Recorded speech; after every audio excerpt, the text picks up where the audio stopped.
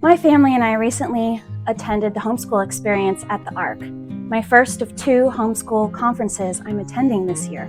I've wanted to attend this conference for several years, but now having finally participated, I learned some things I wasn't expecting, things that I think you should know. If you're curious about attending any conference at the Ark, I have about 20 lesson learned for you today, and we're just going to get right into it. Number 1, the registration packet. I registered for this conference a couple months before it started, and I was told that I was going to be mailed in the mail a registration packet that was going to have my parking pass, my lanyards, and my museum tickets that would be good for 7 days. The 7 days, essentially, that is the week of the conference.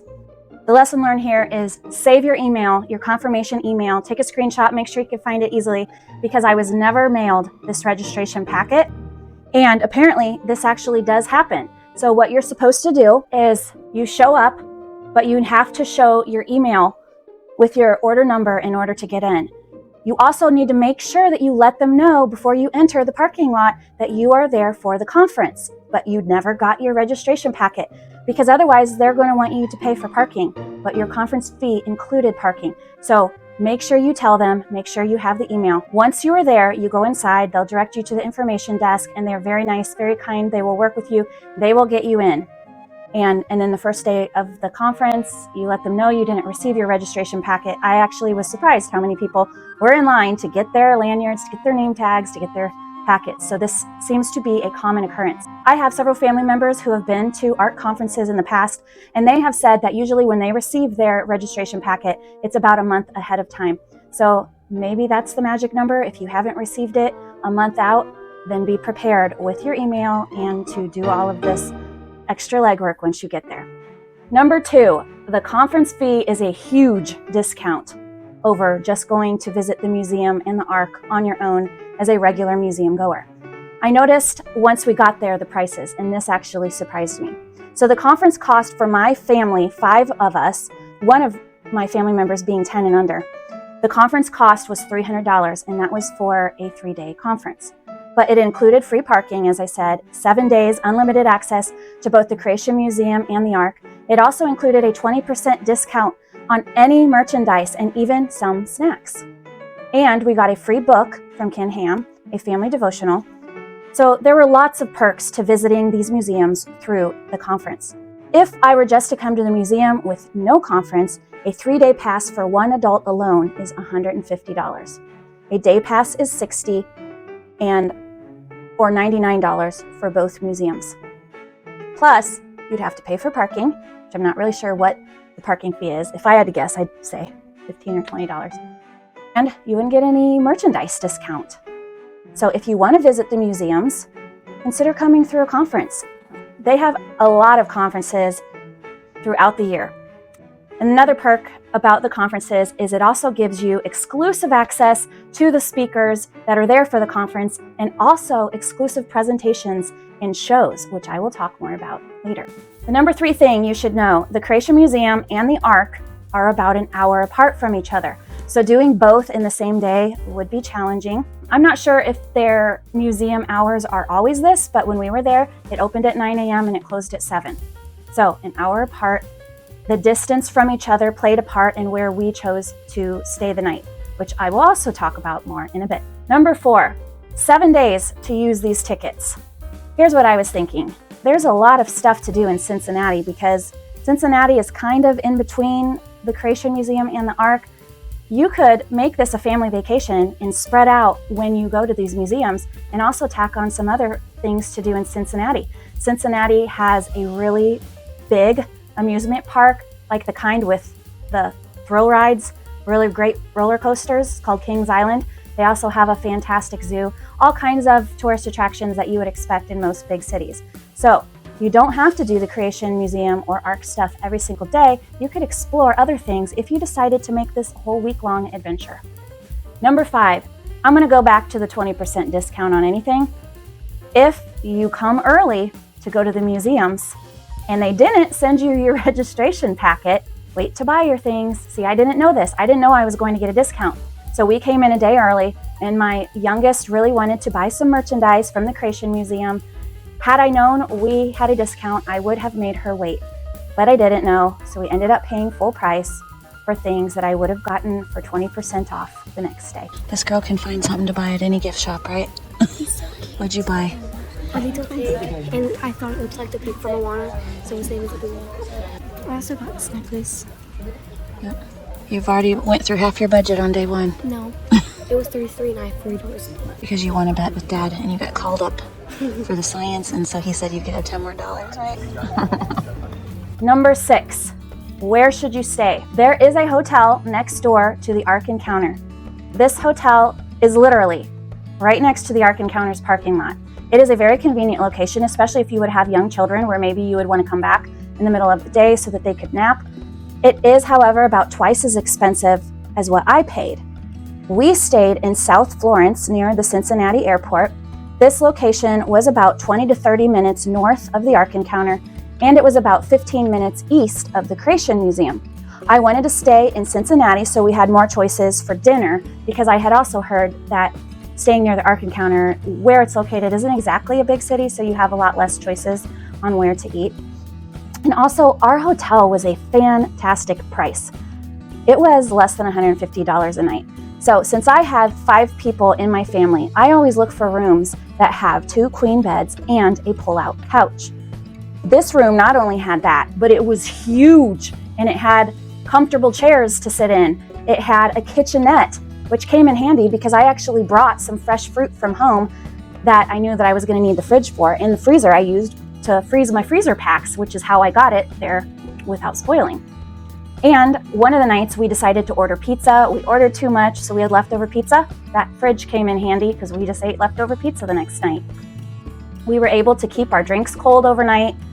So having a kitchenette can be so helpful, especially maybe you want to bring some of your own groceries or just head to the grocery store so you don't have to eat out. This hotel had several nice seating spaces, like large seating spaces. I was thinking, man, if we ever brought a large group here from our church, this would be a great hotel to book. We'd have a large room to gather, room even to gather inside some of the hotel rooms. I mean, again, our room was huge. A nice sitting area outside. We really did enjoy that fire pit. And another thing I always look for in a hotel that helps me consider how great of a deal really is this, does it come with breakfast? Not only did this hotel come with breakfast, but it was a nice breakfast. They had everything a continental breakfast would offer, but also hot meat and eggs, fresh fruit, a yogurt bar with all the fixins, and hard-boiled eggs. So if you're keto or low carb, they've got you covered. It did have an indoor pool in a workout room, which we did take advantage of, but had we stayed longer, those features would have also been important to us. Of all the 3-star hotels I've ever stayed in, Staybridge Suites in Florence is one of the nicest I have seen. Number 7, back to the Ark.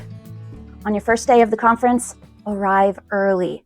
I'm thinking at least 30 minutes to 45 minutes earlier than the first thing that you want to attend. When we got to the conference after finding our place to park, the line was long. Had teenagers who had trouble getting up, so we got here a half hour later than I wanted to. We'll see if we get in on time. I didn't realize this, but you have to get on a bus that takes you to the museum, that takes you to the Ark. There's no walking to the Ark. You have to get on their bus. And also, since we didn't get our registration packet, I also couldn't get on the bus until we had our little wrist passes. So I had to go to the ticket counter also and tell them that I was there for the conference, again, show them my email confirmation, and I had to get our admission into the museum. Especially if you didn't get your registration packet, make sure you get there at least 45 minutes earlier. Otherwise, at a minimum of 30 minutes early, the lines will be long. The museum opens at 9 though. And I think the conference events didn't start until 10. Number 8, arrive early if Ken Ham is speaking, because he was by far the most popular keynote speaker. He was on the first day, but because of not getting our registration packet and the long line at the buses, we didn't quite get there when we wanted to. And I was actually concerned that we were not going to find 5 seats together. It was packed. By the way, shout out to Wanda. Thank you for saying hello. You were actually the only one who came up to me. I wondered if other people recognized me though, because I did feel like mothers were giving me the little side eye and a little smile. So thank you for saying hi. Number 9, the homeschool experience at the Ark is very different from other homeschool conferences you may attend. So the conferences that I've been to in the past, you would have keynote speakers, but then tons of homeschool related workshops that you can choose to attend in between all the homeschool speakers. This is not like that at all. And Ken Ham doesn't promote it as if it's the same either. But it's kind of hard to comprehend it if you've never done a conference at the Ark before. So here's what it is. There were 3 keynote speaker presentations a day at the Ark Encounter. Simultaneously, there was one, I think, keynote speaker at the Creation Museum. So the speakers who came, they did speak at both locations. So for example, we saw Heidi St. John at the Ark on the first day. The second day we did not see her because she was at the Creation Museum and we chose to come back to the Ark. The day starts with 2 back-to-back speakers. Then the third speaker is in the afternoon. There is time in between and after speakers to explore the museums, and I'll talk more about that in a bit. But the keynote speakers is kind of it. Well, and the exclusive events, which I will talk about later. Those are usually after hours. And the vendor hall, which leads me to my next point. Number 10, the vendor hall is teeny tiny. Most homeschool conferences you attend will have all kinds of curriculum there and homeschool related products to pick up or look at. But at the Ark Homeschool Conference, the vendor hall is so small, and intentionally so. Ken Ham does not want just any homeschool curriculum there, only the ones that he feels has a solid biblical worldview. Master Books was front and center because they are associated with Answers in Genesis. BJU and Abeka were the only other curriculums I saw. Answers in Genesis has so many apologetics resources itself, so there are of course bookstores everywhere throughout both museums. My church has bought so many of their resources through the years. I'm lucky to have access to a very fully stocked church library with a lot of their resources. So I wasn't personally tempted to buy too much. I am, however, tempted to buy the Answers TV streaming subscription that has a lot of their presentations. They stream all their conferences. My brother and sister-in-law have it and they love it. It's only $40 a year. Just saying. But I have digressed. Let's just go to number 11. So this conference is not just discipleship focused, but it's very apologetics focused, which probably isn't a surprise to you. Lots of Ark conferences. This one is slightly different than the homeschool conference I'm used to going to in my state of Illinois, my Christian homeschool conference, which is very family discipleship focused. So there's just a little bit of a difference there. Number 12, if you don't come for any extra days and you only come for the conference, you'll have to choose conference speakers or exploring the museums because you will not be able to see it all. You won't be able to get everything in just your conference days. So the conference speakers will take 3 hours out of your day, and then you'll want to eat at some point. But remember when I mentioned exclusive events also that the conference offers? There were musical performances to kick every day off, exclusive to the conference attendees. And at the end of the day, there was also some sort of exclusive show of some sort for conference attendees. But I'm going to talk more about that when I tell you what our favorite things were, because some of our favorite things were these exclusive shows. But in between speakers and the exclusive shows, I still don't think there's enough time to see everything the museums have to offer. So you will have to pick and choose or come some extra days. Creation Museum versus the Ark. There are some overlapping shows. So there are less conference speakers at the Creation Museum. One of the features of these museums, and the reason why I said you won't be able to see everything, for regular museum goers, both the Creation Museum and the Ark have presentations that they do. Many are science related. For example, we attended a show about the science of air. It was a really fun show. My daughter loved being called up to the stage to help the scientists. These shows are rotated, and they were at both the Creation Museum and then at the Ark on another day. But many times they were also during the same times as the keynote speakers. They did offer several different time slots for the shows, so you will have multiple chances to see them. Another example of what I'm trying to say is the presentations, for example, in the zoo. One of the days, my kids did not want to sit through another keynote speaker, so I let them go to the zoo presentation since my 17-year-old was willing to supervise them. I also ended up slipping out early of this particular presentation myself because I decided I was also not up for sitting through another speaker.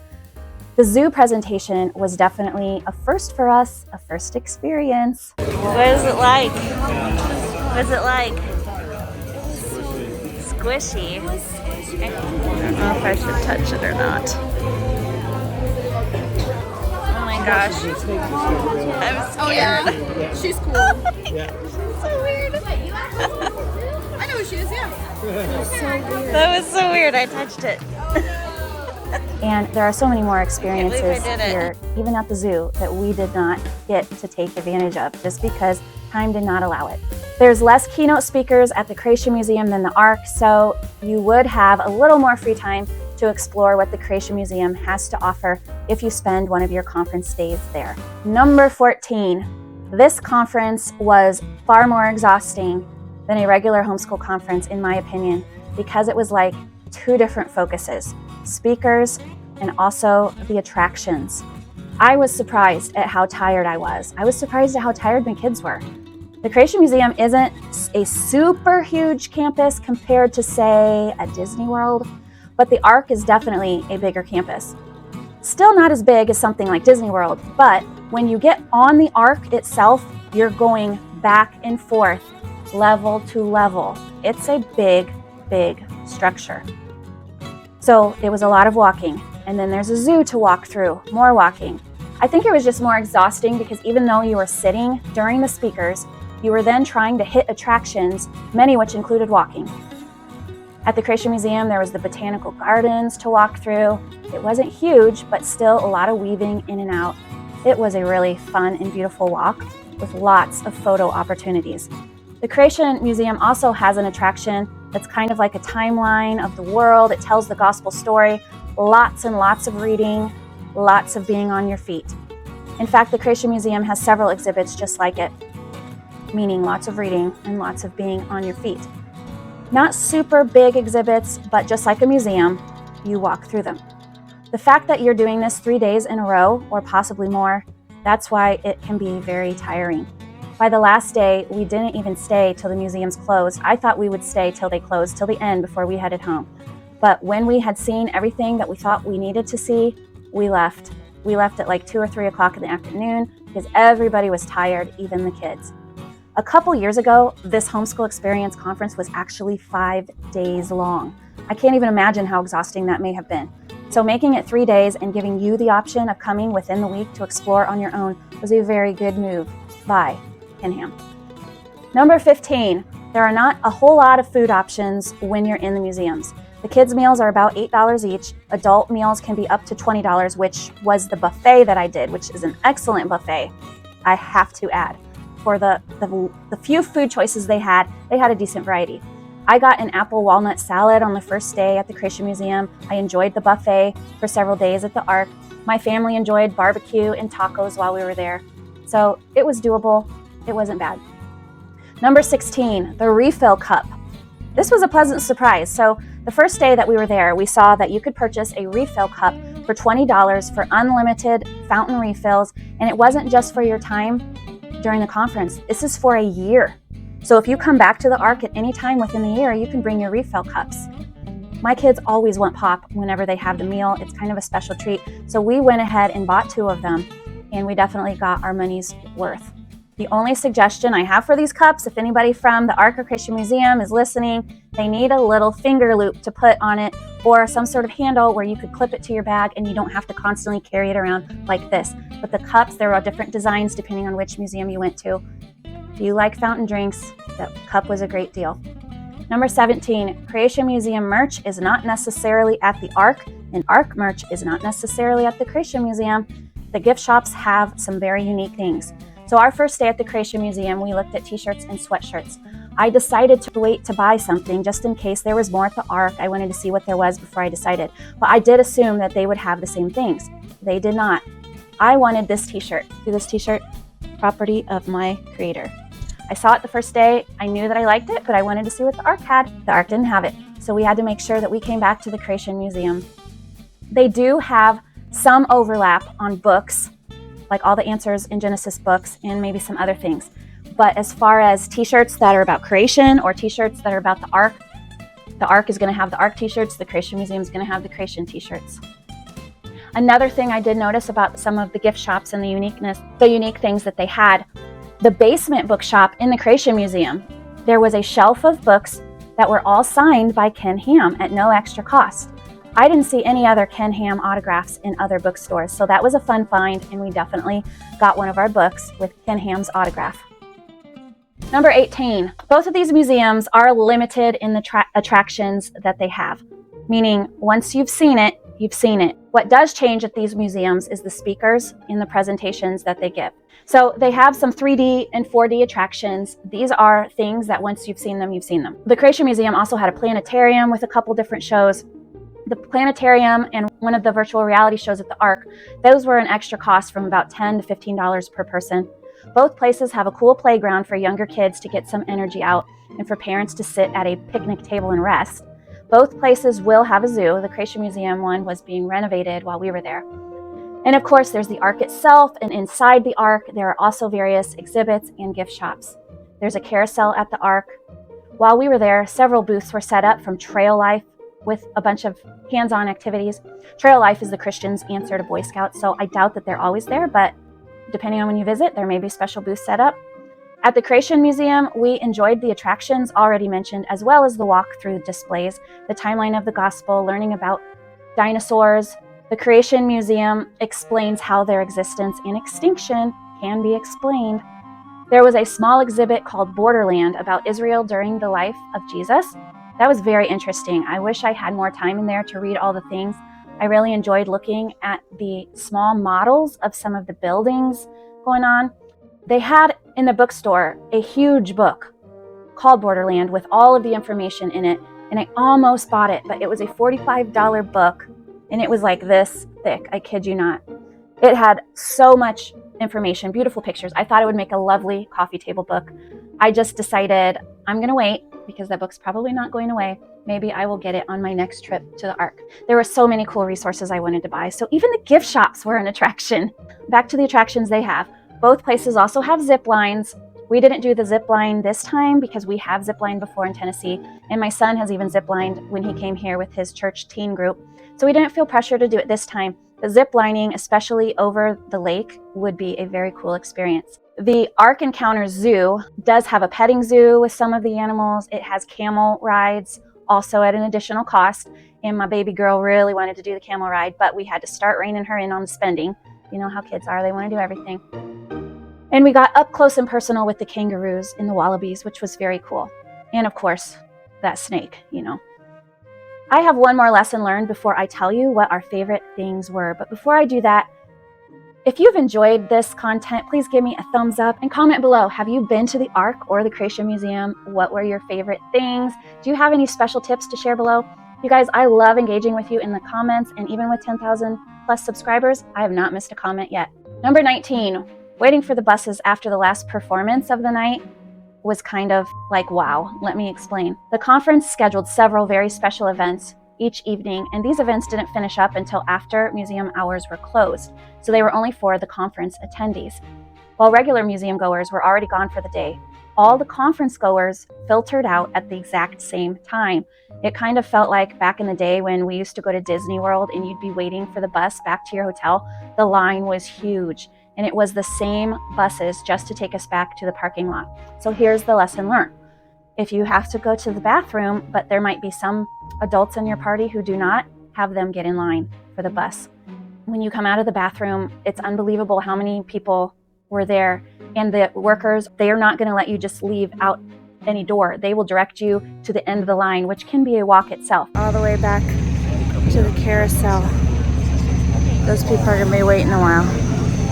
But nobody was bothered by us kind of walking next to the line to find my husband, who was actually by that time pretty close to the buses. So it's a good thing they didn't wait for us to get out of the bathroom before we went and got in line. I'm not sure how long the people in the back had to wait for the buses.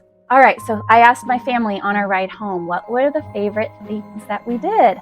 We arrived at the Creation Museum about lunchtime on Wednesday, and we left right after lunch on Saturday. So we were there about 3 days total. They loved the 4D attraction at the Creation Museum called 6 Days.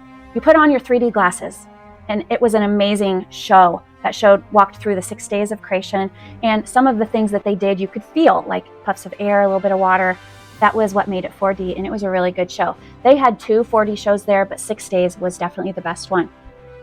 Also the planetarium, specifically the planetarium show Creating Cosmos. This was an extra cost, but the show was so cool. It explained the vastness of God's creation and how small we are in comparison.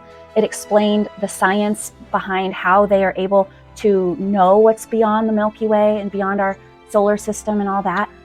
At the end of that show, it will leave you in awe thinking, God of creation, who is man that thou art mindful of him? One of the exclusive events they had for the conference goers one night was by far one of my youngest one's favorite, and that was the Ark Encounter. Now, this was a special presentation just for conference goers. However, I do think that they do a smaller version of this sometimes because my sister-in-law seemed to know about it, and they sell little stuffed animals of the little police dogs. So I think this is something that you could experience another time attending. So you should totally do it. It was so much fun. These dogs are security dogs for the Ark in the Creation Museum, and they did some tricks.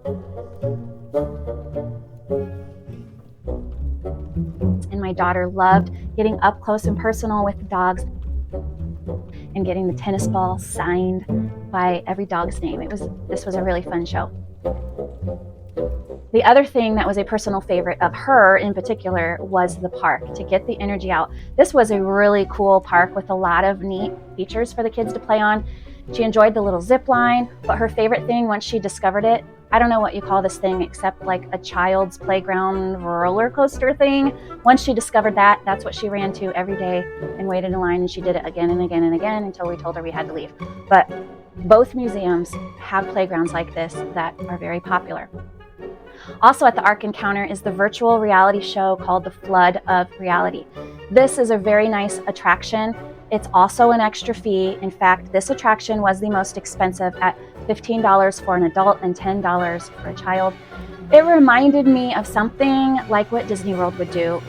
Please don't come at me about Disney. I used to go there frequently. I don't anymore. I get it. I'm just simply making a comparison in the entertainment value. Okay, so this attraction also had 3D glasses, and once they were on, it literally was like virtual reality. So when you looked to the right, you saw different things. When you looked to the left, when you looked up, when you looked down, you saw all kinds of different things. So it was like you were immersed inside the world. So the little show was like we were inside a flying saucer. We were going back in time to when the Ark was being built, and then we saw the floodwaters burst up, and we were kind of there to see everything happening. I think at some point during the presentation too, our saucer stalled, and I think there was a sea creature that started to jump out of the water, and I think I screamed, like feeling like it was eating at my feet. So it was interesting to ponder what may have happened at the time of the flood, but it also had the fun factor in there. So if you can afford it, that one was probably my favorite of all the attractions, except for this last thing that I'm going to tell you about, which I also loved. And that was the Logos Theater production. So I had never heard of Logos Theater, but my nieces were very excited for us to attend the show of The Lion, the Witch, and the Wardrobe. And because of their excitement, I felt compelled to stay, even though I was pretty tired. But I was like, they would be so disappointed if I told them we went back to the hotel and didn't stay. I'm glad we did, because it was very unique, and it was very interesting for me as homeschool mom to learn about the Logos Theater. So they are a Christian organization whose mission is to reclaim theater, because theater and entertainment impacts culture. Everything that they do is done in-house. They build their own sets, their own costumes, build their own puppets. They do not hire outsiders to do anything. They have camps in theaters for high schoolers, and I think they are also a professional level performance company, like doing Broadway style shows. At this conference, they showed us a couple presentations to show what local homeschool groups could do with their scripts. So it was mostly high schoolers who were doing the acting. But they wanted to show us what you could do with very little set, very little props, very little actors even. So the first thing that we saw was a scene excerpt from The Wind in the Willows, which was from a play that they have available. But the main show was The Lion, the Witch, and the Wardrobe, and it only had 2 actors retelling the story as Lucy and Peter, acting out all the parts. I was skeptical how entertaining is 2 actors really going to be, but it was very good. 2 actors plus the puppet of Aslan. The Ark is going to be hosting more of their Broadway style productions, the much larger productions in the future. And after seeing this smaller version of what they can do, I definitely want to see a Broadway style production now. Logos Theater was very cool. If you like this, maybe you'd also like to come along with me when I attended the Illinois Christian Homeschool Educators Conference a couple years ago. We have a fantastic conference here in Illinois. There's a video there, or check out this playlist for more biblically based homeschool encouragement. Until next time, bye.